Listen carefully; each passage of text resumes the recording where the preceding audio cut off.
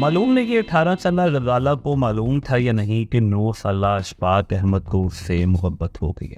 मगर जब वो 1 माह बाद अपने घर वापस गई तो अशफाक अहमद घंटों अपनी छत पर रोते रहे और फिर ये सिलसिला कई माह तक जारी रहा। जुस्तजू में आज हम पाकिस्तान के मायानाज लिखारी और रूहानी शख्सियत अशफाक अहमद की दास्तान हयात शुरू कर रहे हैं, जहां हम ये भी जानने की कोशिश करेंगे कि अशफाक अहमद कौन थे, उनका ख़ानदानी पस मंज़र क्या था, उनके ख़ानदान के लोग किन किन अहम ओहदों पर फायज रहे, अशफाक अहमद के वालिद बाबा मोहम्मद ख़ान का क्या तारुफ था लेडी डियाना के साथ, मुआशके से शोहरत पाने वाले डॉक्टर हसनात का अशफाक अहमद से क्या रिश्ता था, अशफाक अहमद क्यों मदरसे में हिफ्ज़ कुरान मुकम्मल ना कर सके और उन्हें क्यों हटवा लिया गया। 9 साल की उम्र में अशफाक अहमद की पहली मोहब्बत, जब वो महीनों छत पर घंटों रोया करते थे।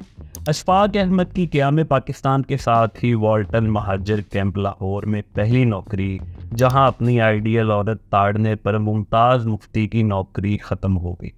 रक्स करने, हॉलीवुड की फिल्में देखने और मौसीकी सीखने की शौकीन मोहतरमा बानो कुर्सिया क्या खूबसूरती और गोरे रंग की वजह से अशफाक अहमद की तरफ माइल हुई, और सबसे बढ़कर डॉक्टर के कमरे में क्या हुआ कि बानो कुर्सिया रोते हुए अपनी चादर से फर्श साफ करती रही।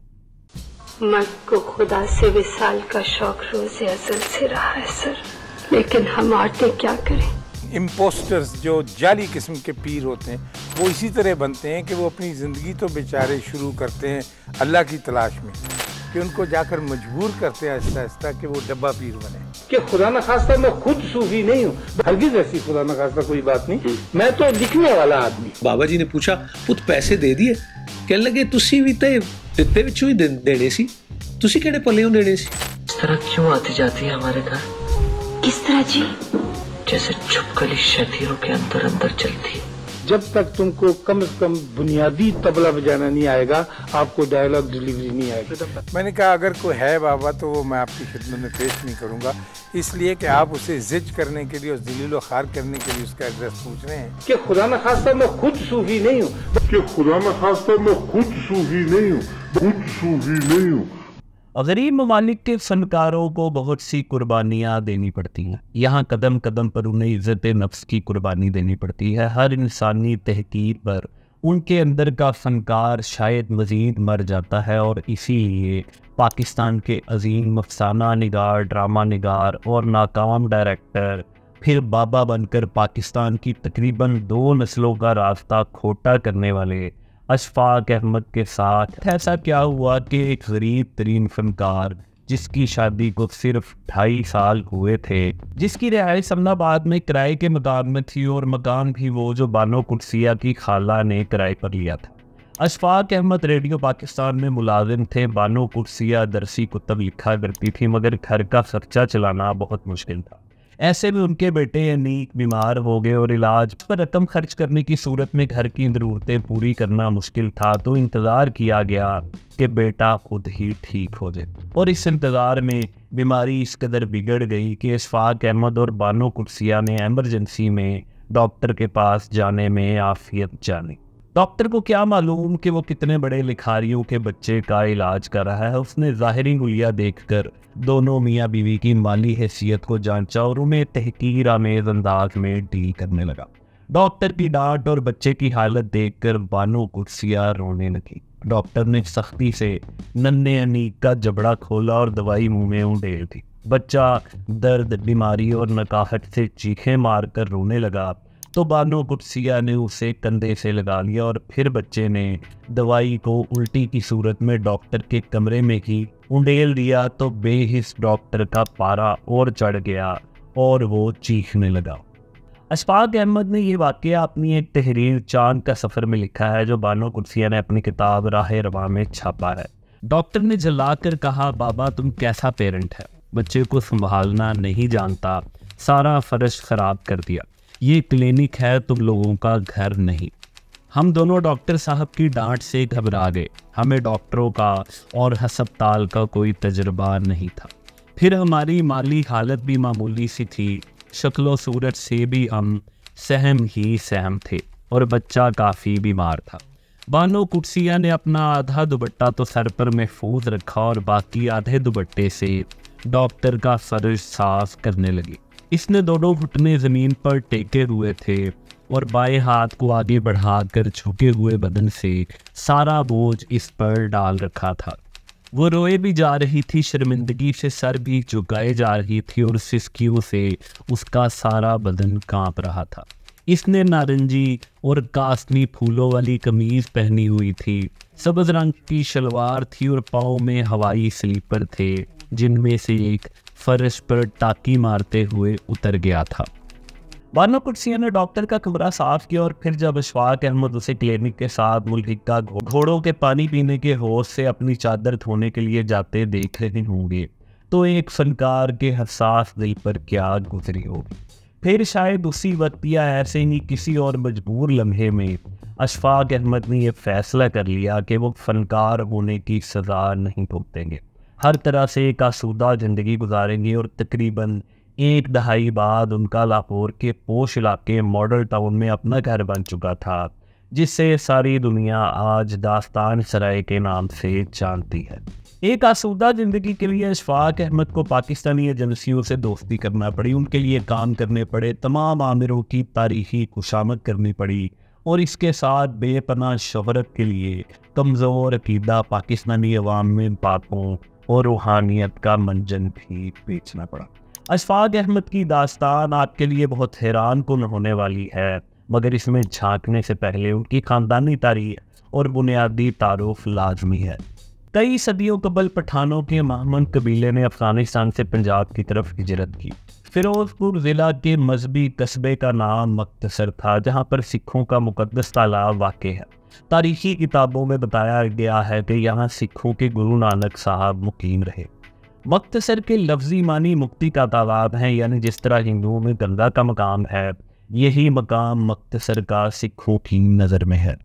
इसी कस्बे में अशफाक अहमद की पैदाइश हुई और उनका बचपन गुजरा। उनके वालिद बाबा मोहम्मद खान वेटनरी डॉक्टर के फ़राइज़ सर अंजाम दिया करते थे और इसके साथ साथ साइड बिजनेस के तौर पर उन्होंने एक रंग गोरा करने वाली क्रीम का कारोबार भी शुरू कर रखा था।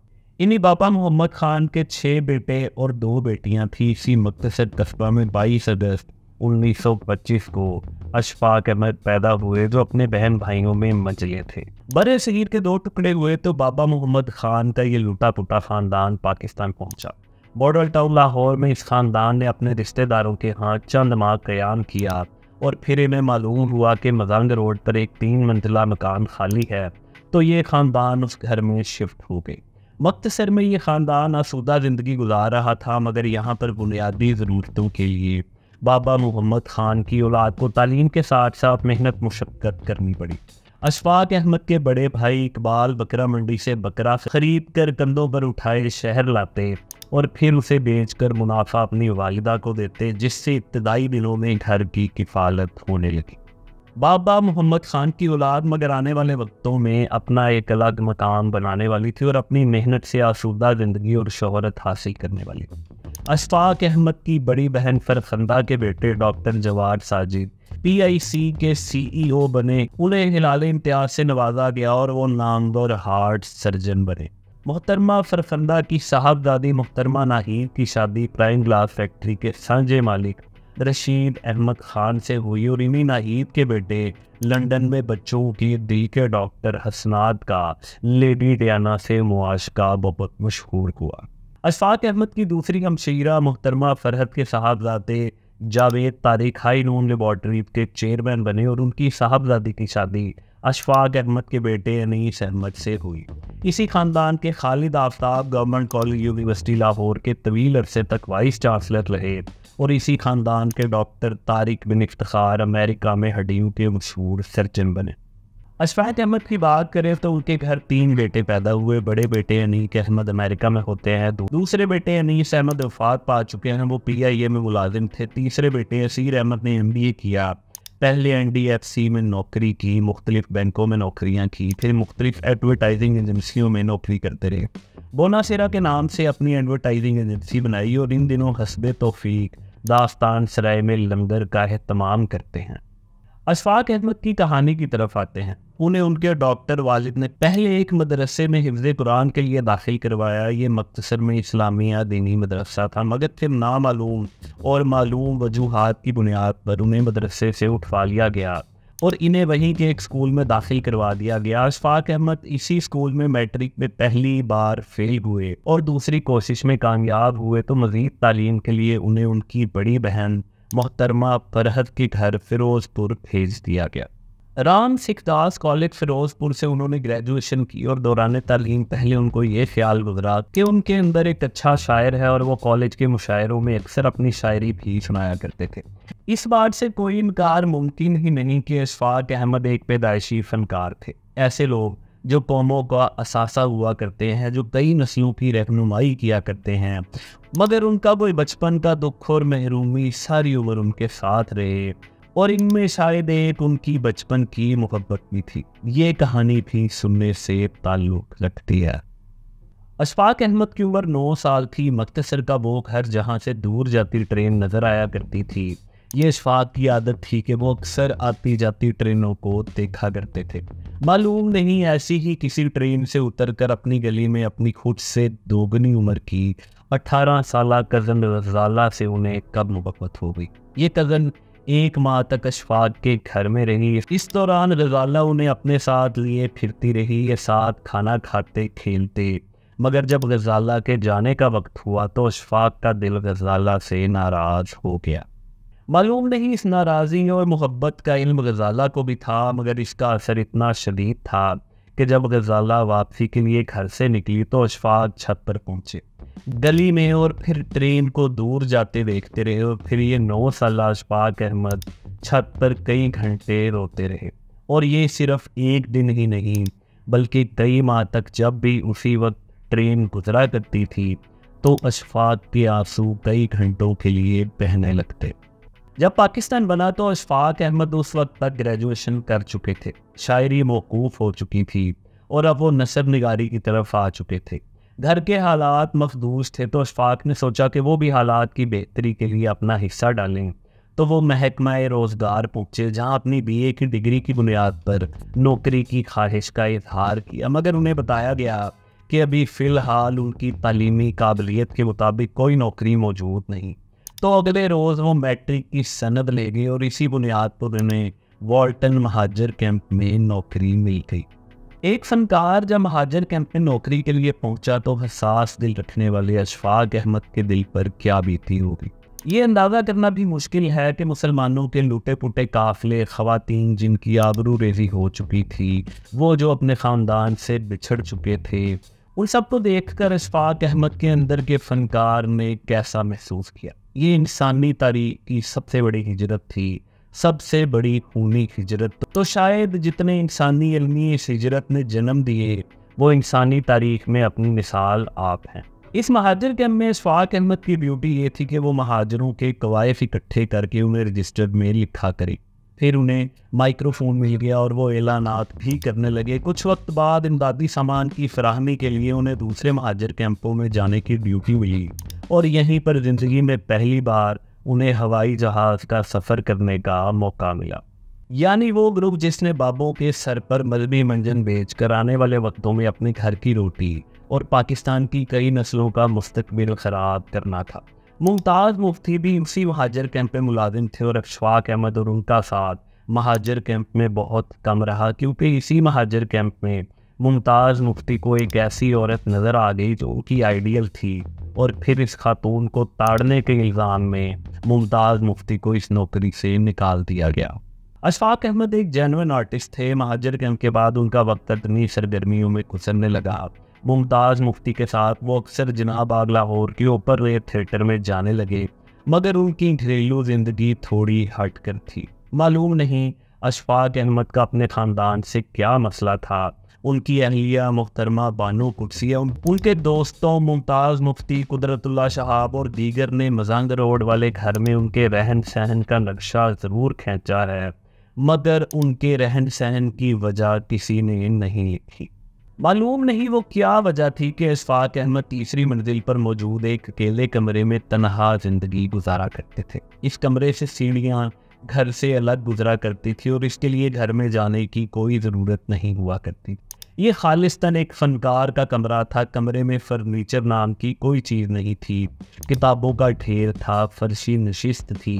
अशफाक अहमद अपने और मेहमानों के लिए क्यूलेटर में चाय बनाया करते थे। कमरे में जगह जगह सिगरेटों के टोटे पड़े होते और मुंह धोने के लिए अशफाक ने सहन में मिट्टी के हमाम में पीतल की टूटी फिट कर रखी थी। अशफाक अहमद की महाजर कैंप की नौकरी चल रही थी, मगर अब वक्त था उनकी ज़िंदगी में टर्निंग पॉइंट का, यानी उनका एमए उर्दू में गवर्नमेंट कॉलेज में दाखिला, उनकी मुस्तकबिल की अहलिया कुर्सिया चट्ठा से मुलाकात। और ये कुर्सिया चट्ठा भी खासे की चीज़ थी, जिन्हें आज सारी दुनिया मोहतरमा बानो कुर्सिया के नाम से जानती है। बानो कुर्सिया की वालिदा मिसेस चट्ठा के नाम से मशहूर थी, सरकारी मुलाजिम थी, इंस्पेक्टर ऑफ पुलिस थी, मैकलेगन कॉलेज की प्रिंसिपल थी, बहुत समझदार, मामला फहम और शानदार खातून थी, जिनसे तारुफ आगे कहानी के तसलसल में करवाऊंगा। मोहतरमा कुर्सिया चट्ठा का मुख्तसर तारुफ कुछ यूँ है कि ये रक्स, हॉलीवुड की मूवीज़, मौसीकी की शौकीन थी। शाम को मैकलेगन की प्रोफेसरों के साथ बैडमिंटन खेलती, बाद में यूनिवर्सिटी के स्विमिंग पूल पर तैराकी करती थी। उन्हें अदाकारी का भी शौक था और अलहमरा हॉल में स्टेट ड्रामे में अनारकली का किरदार भी अदा कर चुकी थी। रक्स उनकी कमज़ोरी थी और जब अशफाक अहमद पहली बार उनसे डेट मारने उनकी वालिदा की गैर मौजूदगी में उनके घर पहुँचे तो बानो कुर्सिया ने उन्हें वो एल्बम भी दिखाया जिसमें उन्होंने अपने पसंदीदा अदाकारों यानी कुंदन लाल, सहगल वगैरह की तस्वीरें काट कर लगा रखी थी। वो घर पर मौसीकी के उस्ताद से म्यूज़िक भी सीखा करती थी। अशफाक अहमद ने 1949 में गवर्नमेंट कॉलेज में दाखिला लिया तो वो एक स्ट्रगलिंग और गरीब फनकार थे। उनके अफसाने की पहली किताब एक मोहब्बत 100 अफसाने अभी मकतबा जदीद से छपने की बात चल रही थी। वो लाहौर के अदबी हलकों में एक्टिव थे, मगर माली हालत शदीद तंग थी। महाजर कैंप में माइक्रोफोन पर ऐलान कर करके उनका चाका उतर चुका था, इसलिए गवर्नमेंट कॉलेज की क्लास का पहला दिन था तो वो बिला झिझक अपना तारुफ करवाने के लिए खड़े हो गए और शायद उनकी इसी अदा पर मोहतरमा बानो कुर्सिया ने उन्हें अपना दिल दे दिया। वो अपनी किताब राह रवा में इसका अहवाल कुछ यूँ लिखती हैं। अभी कापियाँ किताबें रखकर सेटल हो ही रही थीं कि एक खूबसूरत गोरा चिट्टा अतालवी शक्लो सूरत का नौजवान अंदर दाखिल हुआ। उसने लट्ठे की सलवार, नीली लकीरों वाला सफ़ेद कुर्ता और पेशावरी चप्पल पहन रखी थी। वो बड़ी मुलायमत के साथ आगे बढ़ा और मर्दाना कतार में मौलवी तोता के साथ बैठ गया। चंद लम्हे खामोशी रही, फिर नौजवान ने अपना तारुफ कराने के अंदाज में कहा, ख़वातीनो हजरात, मेरा नाम अशफाक अहमद है। मैं मशरक़ी पंजाब के ज़िला फ़िरोज़पुर से आया हूँ। हमारे कस्बाती शहर का नाम मख्तसर है। मेरे वालिद वहाँ डंगर डॉक्टर थे। फिर रफ्ता रफ्ता हैवाने नातिक का इलाज भी करने लगे। हम 8 बहन भाई हैं और इस वक्त मैं मौज दरिया के बिलमुकाबिल एक मजंग रोड पर रहता हूँ। मेरे पास एक साइकिल है जिस पर मैं इस वक्त आया हूँ। मोहतरमा बानो कुर्सिया एक मॉडर्न खातून थी, मगर वो इतनी प्रैक्टिकल और इतनी सच्ची थी कि उन्होंने कभी इस बात को छुपाने या महफूज करने की कोशिश नहीं की कि दरअसल ये अशफाक अहमद का गोरा रंग और खूबसूरती थी जिसकी वजह से वो उन्हें दिल दे बैठी थी। नहीं जी, मुझे तो गालिबन हमेशा हुस्न ही अच्छा लगता है। मैं और इस मामले में मैं झूठ भी नहीं बोलना चाहती कि कोई साहिबे जमाल हो तो दिल को जरूर खींचता है। और झूठ इस मामले में आजकल लोग बोलने लगे कि इनकी सफात देखकर मैं माइल हुई, या मैंने इनकी सखावत देखी, या मैंने देखा कि ये कुत्ते को प्यार कर रहे थे, काला काला कर रहे थे, आधा सफेद कर रहे थे, मुझे अच्छा लगा। और खैर बात की ये जो इन्होंने मिसाल दी कि इसकी ये जंग में शरीक थे, ऐसी कोई बात नहीं। आते जाते नशिस्त बरखार चलते अच्छे कपड़ों में अच्छे लगते थे, नजर को अच्छे लगते थे। तो जस्तजू में अशफाक अहमद की दास्ताने हयात जारी है। दूसरी किस्त में हम ये भी जानने की कोशिश करेंगे कि अशफाक अहमद ने बानो कुर्सिया से एक आना सिगरेट पीने के लिए मांगा था या साइकिल को पंक्चर लगवाने के लिए। क्या अशफाक अहमद शादी से पहले बानो कुर्सिया की वालिदा से माली मदद हासिल करते रहे? मारूफ लिखारी अहमद बशीर ने क्यों अशफाक अहमद का सवानही खाका सिर्फ इसलिए ना लिखा कि वो सच लिखकर उन्हें नाराज नहीं करना चाहते थे? जब बानो कुदसिया की वालिदा घर नहीं हुआ करती थी तो क्या अशफाक अहमद उनके घर डेट मारने जाया करते थे? बानो कुदसिया की वालिदा ने क्यों उन्हें कहा कि सोच लो, मरनी की शादी की भारी कीमत अदा करनी पड़ सकती है? और सबसे बढ़कर लिबरल अशफाक अहमद इटली में क्यों नाच सीखते हुए अपनी फीमेल पार्टनर के ऊपर गिर गए? अगर आपको जस्तजू की ये वीडियो पसंद आई है और आप हमारी दूसरी वीडियो देखना चाहते हैं तो आप इस लिंक पर क्लिक कर सकते हैं।